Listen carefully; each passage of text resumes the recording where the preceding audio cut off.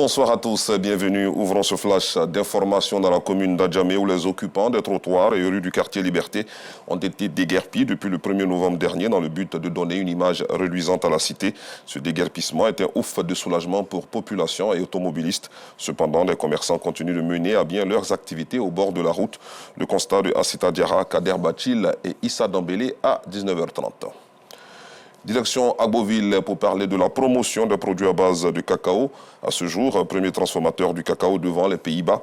Le chocolatier ivoirien fait vivre une grande partie de la population, d'où l'ouverture d'une boutique de produits à base de cacao par Moussa, PCA de la coopérative Simpa, dans la ville, chef-lieu de la région de l'Agnébitiassa, pour contribuer de manière significative à la création d'emplois dans le secteur cacaoyer.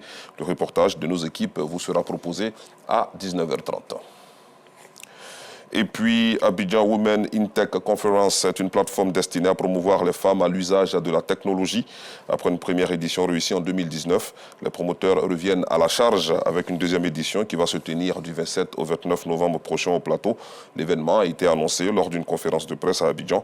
Les détails avec Clément Boko dans la grande édition tout à l'heure. À l'international, depuis le 15 avril 2023, le Soudan se déchire en guerre fratricide. En 19 mois, le conflit a déraciné plus de 13 millions de Soudanais et plongé le pays dans la plus grave crise humanitaire au monde.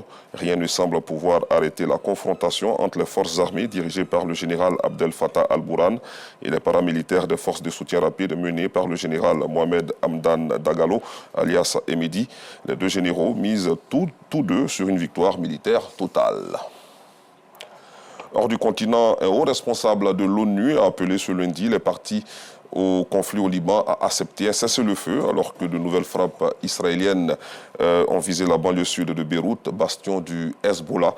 Selon un site d'information américain, les deux parties avancent vers un accord sur la base d'un projet des États-Unis prévoyant une trêve de 60 jours au Liban.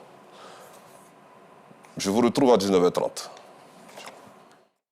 C'est l'image que représentent les quartiers Liberté dans la commune d'Adjamé.